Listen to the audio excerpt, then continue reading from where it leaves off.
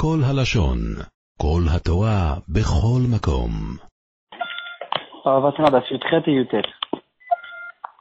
Une question qui a été ramenée par Azil Bashten et qui a un rapport avec notre longue sugia, la grande sugia, qui concerne deux voisins, et qu'on se pose la question, c'est qui doit s'écarter de qui dans le cas où il y a un dommage qui se cause entre ces deux voisins. En fait, tout notre pérec, il va traiter ces halachot des hakim qu'il peut y avoir entre deux voisins. On sait tous, qu'on a vu longuement dans le Vakama, qu'on n'a pas le droit de causer un ézek à quelqu'un d'autre. Et que ce quelqu'un d'autre peut être un étranger, ça peut être aussi mon voisin. Dans les halachot du voisin, il y a pas mal de complications. Dans certains cas où je suis intéressé de faire quelque chose, d'abord je le fais chez moi, je le fais pas chez lui. Et donc, je suis en train de faire quelque chose que j'ai le droit de faire. Et d'un autre côté, mon voisin aussi, il a des droits. Il a le droit d'être tranquille chez lui à la maison ou chez lui dans son khatser, sans être dérangé par mon voisin. Si par exemple, je suis intéressé de faire un barbecue dans mon khatser et que l'odeur le dérange, là, on se pose la question. Est-ce que moi, j'ai mes droits, ou bien lui aussi, il a ses droits, et quand mes droits, ils contredisent les droits de quelqu'un d'autre, alors à qui on donne raison? Et on voit plein d'exemples dans la Gemara. En fait, c'est ça le sujet. Et c'est qui doit s'écarter de qui de manière générale? Est-ce que c'est le Nizak qui doit s'écarter du Mazik ou le contraire? Et il y a là-dessus pas mal d'indications qu'il faut connaître pour pouvoir trancher la halakha. Par exemple, est-ce que quand je suis en train de faire quelque chose, alors ce que je fais, ça cause un dommage direct à la deuxième personne? Je suis en train, par exemple, de mettre quelque chose à côté du mur mitoyen qu'il y a entre moi et mon voisin, et ce que je suis en train de mettre, c'est toutes sortes de matières, toutes sortes de choses qui sont en train d'abîmer le mur.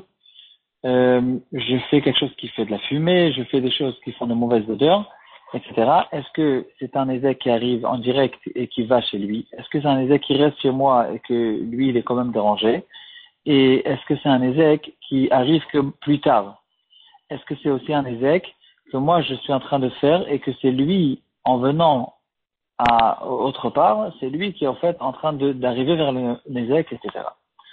En tout cas, la question que relève Azil Bashten, c'est Réhouven qui a un chantier dans lequel il a commencé à construire un immeuble. Il a déjà fait le béton et il n'a pas entouré, il n'a pas fait des barrières autour de ce chantier, comme on a l'habitude de faire dans tous les pays normaux. On a l'obligation de faire des barrières tout autour. Il y a des belles pancartes qui diront chantier interdit au public, faites attention, etc. Lui, il est en train de construire un immeuble et ce chantier n'est pas entourné de barrières. Et les enfants du quartier, bien sûr, quand ils voient une chose comme ça, c'est très sympathique, c'est très intéressant. Ils montent, ils descendent, ils sautent des fenêtres, ils envoient des choses, etc. Ils s'amusent là-bas et ils peuvent se mettre en danger. Et la question qu'on se pose, c'est est-ce que, d'après la halakha, on peut obliger le propriétaire de cet immeuble de faire des barrières, ou bien non, celui que son fils tourne là-bas et que ça lui dérange, c'est à lui de faire une barrière, parce que lui il dit, regarde, moi j'ai acheté ce terrain m'appartient, les enfants ils n'ont rien à faire chez moi, s'ils veulent venir chez moi et se mettre en manger, c'est leur problème, pas le mien, et donc moi j'ai pas besoin de faire des barrières, et si vous voulez faire des barrières, vous avez qu'à les faire vous. Pour ça, on peut ramener la Gemara de Khardal.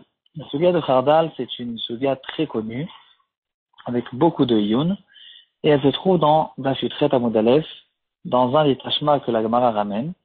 Et la Gemara nous dit que si quelqu'un il a une ruche d'abeilles, et quelqu'un d'autre qui se trouve pas loin, il a des pousses de moutarde.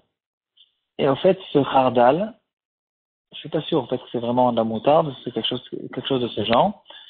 Et, il cause un danger, il cause un dommage aux abeilles, parce que les abeilles elles sont attirées par cette moutarde et ça leur ça cause au fait qu'elles mangent leur propre miel, et le miel il n'est pas bien, etc. Ça cause des dommages. Et là, on se pose la question, est-ce que c'est le propriétaire de la ruche qui doit s'écarter? Il a un problème, il a qu'à s'écarter. Ou bien le propriétaire de la moutarde, c'est à lui de s'écarter parce qu'il est en train de causer un dommage à quelqu'un d'autre. Et la Braïta nous dit, Machikim et Achardal minadvorim.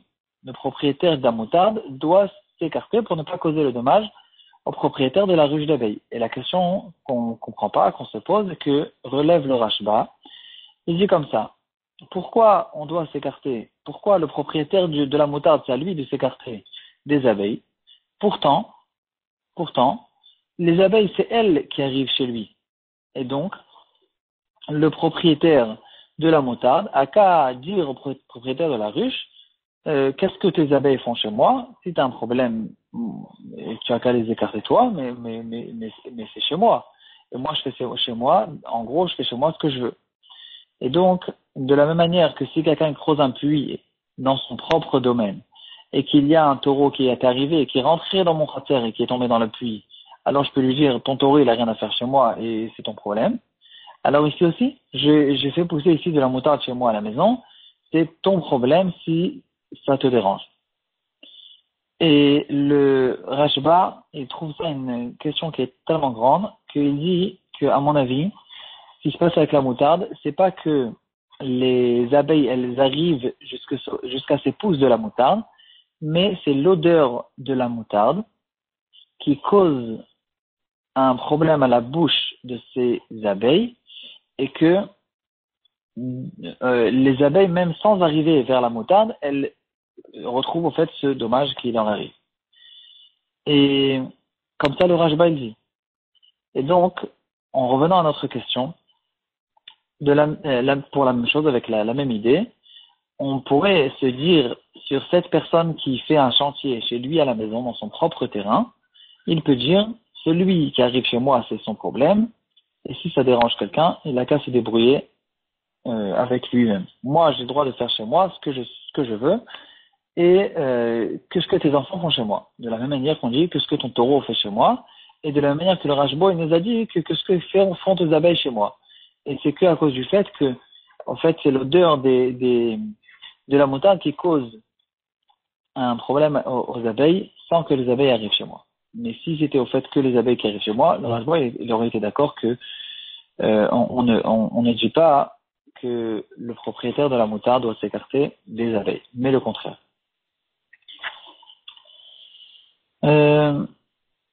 On pourrait prouver une autre preuve,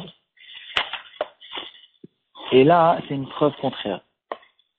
C'est une Gemara dans le Sechet Bava Kama d'Afketva en Moudbet qui dit Rabbi Nathan Omer, d'où on sait que quelqu'un n'a pas le droit d'élever un mauvais chien, un chien méchant, dans chez lui à la maison, et il n'a pas le droit de mettre chez lui à la maison aussi une échelle qui est branlante. Talmud Lomar Lotasim Damim Bevetecha ne cause pas du sang, ne cause pas des dangers chez toi à la maison. Et le Maharsha là-bas, il explique que pour les gens de sa maison, il n'y a pas de danger, en fait, parce qu'ils connaissent cette échelle, et surtout dans le chien les connaît, et il ne va pas les mordre. Le danger arrive pour ceux qui arrivent chez lui à la maison. Et quand même, on retrouve dans ce passouk qu'on dit à cette personne, fais attention, ne mets pas de danger même chez toi à la maison, pour ne pas que quelqu'un qui va arriver chez toi, qui va rentrer maintenant dans ton cratère, il va se faire mordre par ce chien.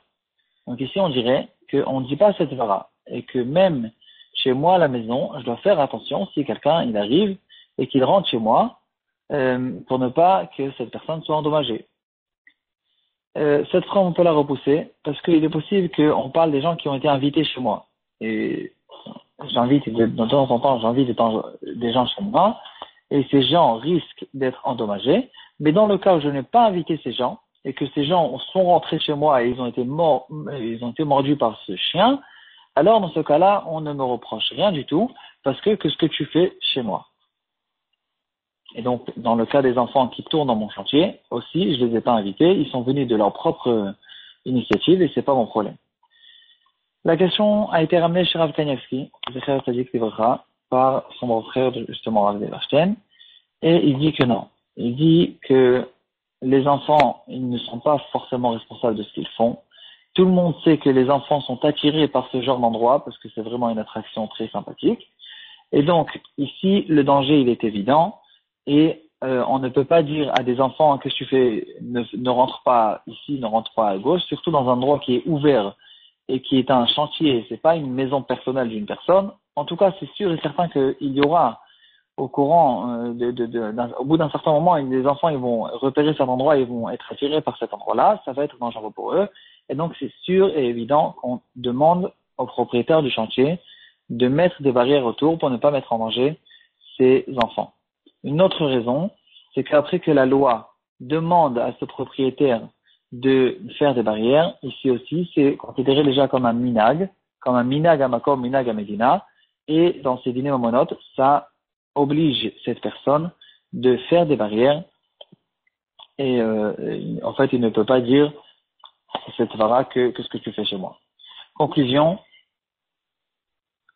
la question qu'on se pose aujourd'hui, au fait, c'est est-ce que je peux faire chez moi ce que je veux, sans prendre compte qu'il peut y avoir des personnes qui vont rentrer chez moi sans ma permission. Alors on a vu que s'il y a des gens qui rentrent chez moi avec ma permission, des gens qui sont invités, là c'est évident, c'est la Gemara dans Bakama qui nous dit, fais attention, n'élève pas un chien qui est méchant pour ne pas les mettre en danger. On parle maintenant d'un cas où il y a des gens qui risquent de rentrer chez moi sans permission. Alors là on a dit qu'on a vu le Rashba et on a vu dans le Rashba en ce qui concerne les abeilles avec le khardal,